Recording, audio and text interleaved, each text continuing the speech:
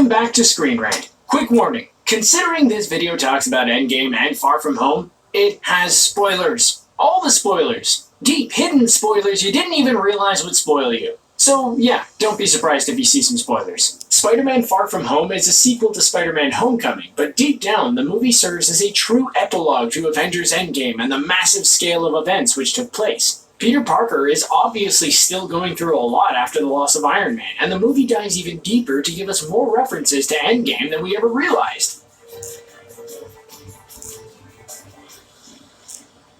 Endgame was so packed with surprises and details, it became easy to miss some during the first couple viewings. While cameos from characters like Howard the Duck made headlines, there was one cameo that went under the radar but had major implications in Far From Home. The scene in question comes in some of the closing moments of Endgame. As Peter meets up with Ned at the Midtown School of Science and Technology, we see lots of students and teachers converging in the background.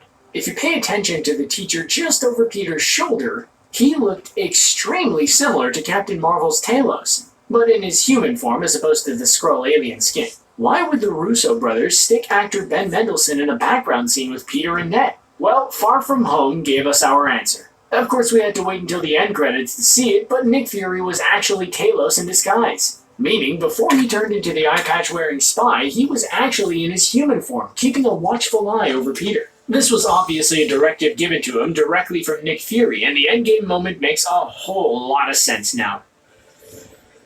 In Far From Home, one of the biggest themes is dealing with the loss of Tony Stark. The public must deal with the loss of a hero, while Peter Parker deals with the loss of a friend and mentor. Because of Tony's death, there are many changes being made to his company, Stark Industries, as well. As Mysterio revealed after getting the Edith glasses from Parker, a number of disgruntled employees have gone rogue and turned completely against Stark. And then there's the infamous Stark Tower itself. During the closing moments of the movie, Parker swings through the streets of New York City and meets up with MJ. In the background, you can see a construction sign, which may or may not be at the base of Stark Tower. Construction on the tower could indicate the building has a new owner, or maybe they're changing things around a bit after Tony's passing. Either way, there are a ton of changes in New York City and the world because of Tony's passing in Endgame. We have to wonder if Stark Industries will slowly fade out, what other employees will come out of the woodwork, and how else Tony's company will impact the tech field in the future.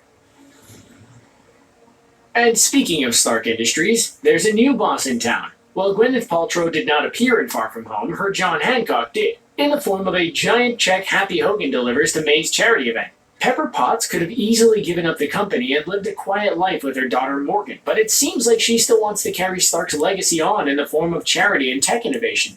Considering the massive amount in the check, we imagine Pepper has a lot of money to toss around.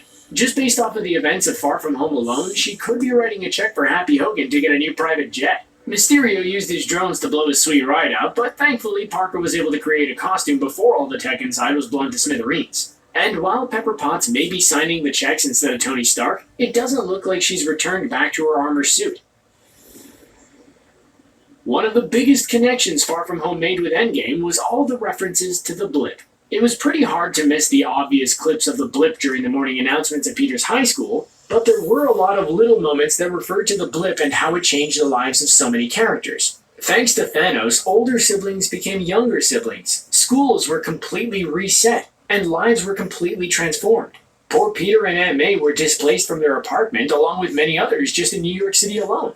People were clearly taking advantage of the blip as well. Thanks to the events of Endgame, Quentin Beck found a way to take advantage of the world's grief and use it to make himself a hero. Normally, citizens and agents of S.H.I.E.L.D. wouldn't be so quick to believe that a multiverse existed, but thanks to time-traveling heroes, invading aliens, and people turning to dust, Mysterio's plan pretty much went off without a hitch. If the events of Endgame didn't happen, Mysterio's plan would likely have been thwarted by Iron Man in an instant. Tony Stark and his Iron Man persona were huge public figures. Children wanted his autographs. He was a praised hero, and his loss in Endgame obviously had a much bigger impact than just Peter Parker and the other Avengers. As people mourned the loss of Tony, many people in Hollywood seemed to take advantage of it. We saw a lot of art and dedications to Stark, but other companies went the extra mile, delivering full-fledged documentaries on the hero. As Peter flies to Europe and pines for a seat next to MJ, he ends up getting stuck with some in-flight entertainment. One of his options was the documentary Heart of Iron, The Tony Stark Story. Obviously created after his passing, the documentary likely followed the public life of Stark as a billionaire and a hero. Spider-Man probably even appeared in the doc. Along with Heart of Iron, many other movies were made based off of Endgame's events. There was an ominous movie called The Snap. The cover shows the Infinity Gauntlet, but we're unsure if it was a documentary or a fictional movie. Either way, we would have loved to see Matt Damon in the role of Loki again. There was also the film Finding Wakanda, which has to do with T'Challa's decision to open Wakanda to the public and keep it from being hidden any longer.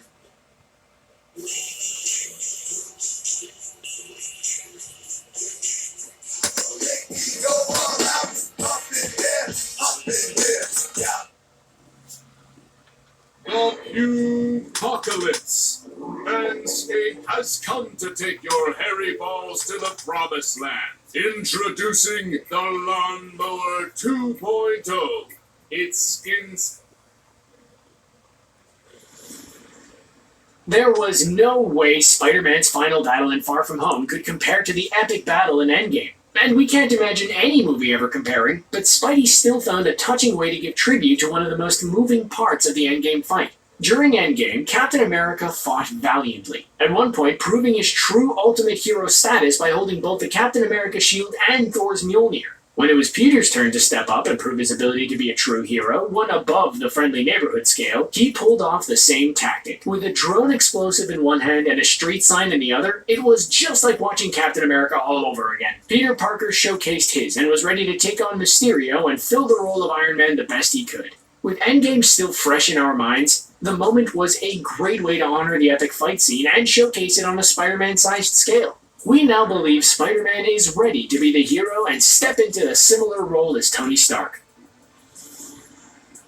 Endgame changed Earth forever. While at first the majority of the action was limited to Wakanda, the rest of Earth quickly felt the wrath of Thanos, and life as they knew it changed forever. What's really out there? Who do we trust? Will Thanos or other alien dangers come back again? Was Thanos actually a hero? It's these questions and so many more that popped into the minds of citizens, including the crew over at the Daily Bugle. All it takes is one big disaster to get the conspiracy pool going, and we see that with the Daily Bugle. J. Jonah Jameson will run with any crazy theory, even one where Spider-Man supposedly caused the death of Mysterio just so he could be the new Iron Man. Hey, why not? If an alien giant could snap fingers and cause people to turn to dust, then it's certainly believable that Spider-Man could turn evil in his own right. Thanks to the conspiracies and false information getting spread, the general public may lose hope and faith in our heroes.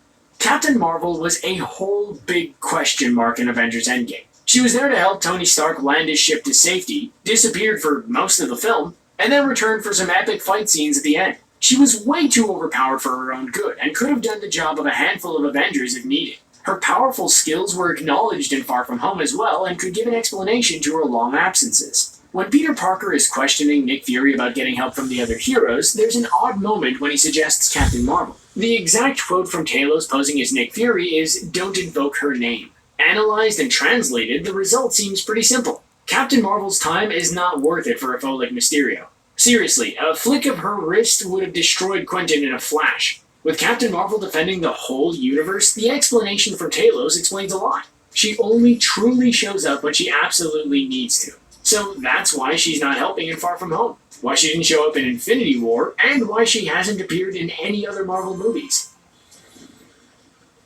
We already know how Mysterio took advantage of the blip to gain the trust of others, but we learned how the actions in Infinity War and Endgame impacted others as well. Take, for example, Peter's teacher, Roger Harrington. Played by Martin Starr, the actor first debuted the character in a brief scene for the Incredible Hulk before having a bigger role in Spider-Man Homecoming.